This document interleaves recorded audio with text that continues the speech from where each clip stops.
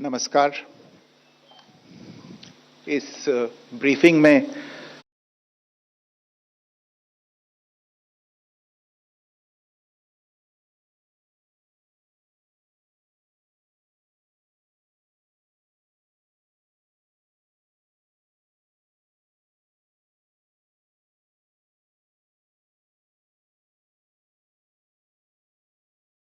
शामिल होने के लिए आप सभी का धन्यवाद।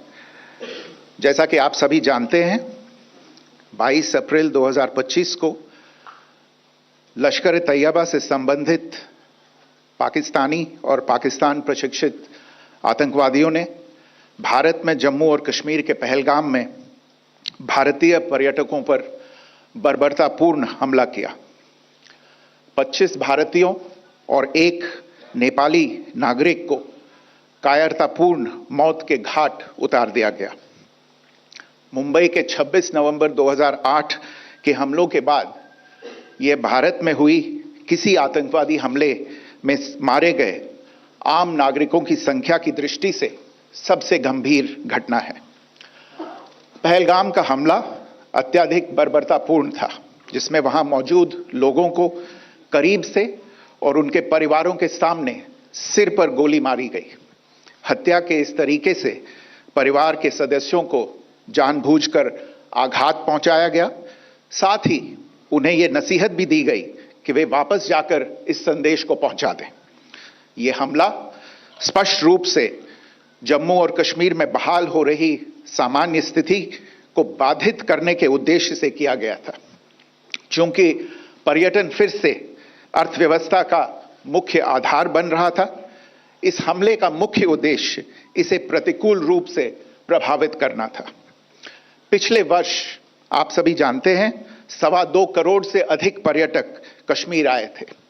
इस हमले का मुख्य उद्देश्य इसलिए संभवतः यह था कि इस संघ राज्य क्षेत्र में विकास और प्रगति को नुकसान पहुंचाकर इसे पिछड़ा बनाए रखा जाए और पाकिस्तान से लगातार होने वाले सीमा पार आतंकवाद के लिए उपजाऊ जमीन बनाने में सहायता की जाए।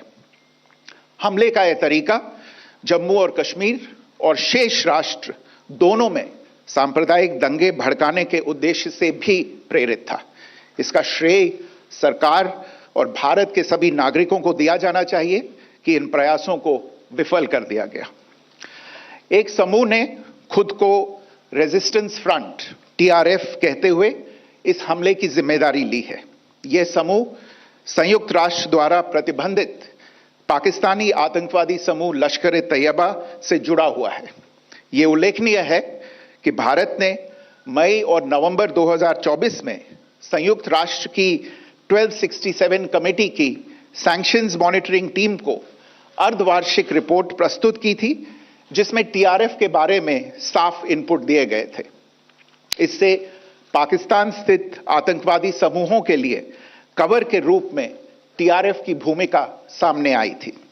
इससे पहले भी दिसंबर 2023 में भारत ने इस टीम को लश्कर-ए-तैयबा और जैश-ए-मोहम्मद के बारे में सूचित किया था, जो TRF जैसे छोटे आतंकवादी समूहों के माध्यम से अपनी गतिविधियों को संचालित कर रहे हैं।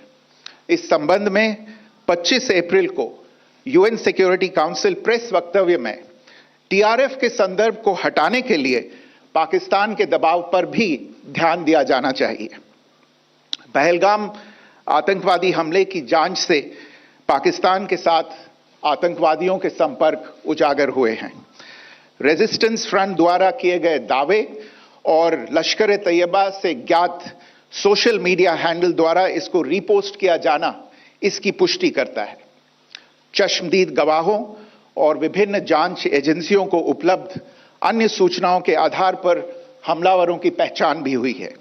हमारी इंटेलिजेंस ने इस टीम के योजनाकारों और उनके समर्थकों की जानकारी जुटाई है। इस हमले की रूपरेखा भारत में सीमा पार आतंकवाद को अंजाम देने के पाकिस्तान के लंबे ट्रैक रिकॉर्ड से भी जुड़ी हुई है, जिसके लिखित और स्पष्ट दस्तावेज उपलब्ध हैं। पाकिस्तान दुनिया भर में आतंकवादियों के लिए एक शरण स्थल के रूप में पहचान बना चुका है। यहां अंतर्राष्ट्रीय स्तर पर प्रतिबंधित आतंकवादी सजा पाने से बचे रहते हैं। इसके अलावा पाकिस्तान ने इस मुद्दे पर विश्व और फाइनेंशियल एक्शन टास्क फोर्स जैसे अंतर्राष्ट्रीय मंचों को जानबूझकर गुमराह करने के लिए भी जाना जाता है। साजिद मीर का मामला, जिसमें इस आतंकवादी को पाकिस्तान ने मृत घोषित कर दिया था और फिर अंतर्राष्ट्रीय दबाव के परिणाम स्वरूप वो जीवित पाया गया, इसका सबसे स्पष्ट उदाहरण है। यह स्वाभाविक है कि पहलगाम में हुए इस हमले से जम्मू और कश्मीर के साथ साथ भारत के अन्य भागों में भी आक्रोश देखा गया। हमलों के बाद भारत सरकार ने स्वाभाविक रूप से पाकिस्तान के साथ संबंधों को लेकर कुछ कदम उठाए। आप सभी उन निर्णयों से अवगत हैं जिसकी घोषणा 23 अप्रैल को की गई थी। तथापि यह आवश्यक समझा गया कि 22 अप्रैल के हमले के अपराधियों और उनके योजनाकारों को न्याय के कटघरे में लाया जाए। हमलों के एक पखवाड़े के बाद भी पाकिस्तान द्वारा अपने क्षेत्र या अपने नियंत्रण वाले क्षेत्रों में आतंकवादियों की इंफ्रास्ट्रक्चर के विरुद्ध कार्रवाई करने के लिए कोई स्पष्ट कदम नहीं उठाया गया है। उल्टे वो इनकार करने और आरोप लगाने में ही लिप्त रहा है। पाकिस्तान आधारित आतंकवादी मॉड्यूल्स पर हमारी खुफिया निगरानी ने संकेत दिया है कि भारत के विरुद्ध आगे भी हमले हो सकते हैं। अतः इनको रोकना और इनसे निपटना दोनों को बेहद आवश्यक समझा गया। आज सुबह, जैसा कि आपको ज्ञात होगा, भारत ने इस तरह के सीमा पार हमलों का जवाब देने और उन्हें रोकने तथा उनका प्रतिरोध करने के अपने अधिकार का प्रयोग किया है। यह कार्यवाही नपीतुली, नॉन एस्केलेटरी, आनुपातिक और जिम्मेदारीपूर्ण है। यह आतंकवाद की इंफ्रास्ट्रक्चर को समाप्त करने और भारत में भेजे जाने वाले संभावित आतंकवादियों को अक्षम बनाने पर केंद्रित है। आपको यह भी स्मरण होगा कि 25 अप्रैल 2025 को संयुक्त राष्ट्र सुरक्षा परिषद ने पहलगाम आतंकवादी हमले पर एक प्रेस वक्तव्य जारी किया था, जिसमें आतंकवाद के इस निंदनीय कार्य के अपराधियों, आयोजकों, फाइनेंसरों और प्रायोजकों को जवाबदेह ठहराने और उन्हें न्याय के दायरे में लाने की आवश्यकता पर जोर दिया गया था। भारत की आज की इस कार्रवाई को इसी संदर्भ में देखा जाना चाहिए। Good morning. Thank you all for joining this briefing. As you are all aware, on April 22, 2025, Pakistani and Pakistan-trained terrorists belonging to the Lashkar-e-Taiba carried out a savage attack on Indian tourists at Pahalgam in Jammu and Kashmir in India. They murdered 26 people, including one national of Nepal, causing the largest number of civilian casualties in a terrorist attack in India since the 26 November 2008 attacks in Mumbai.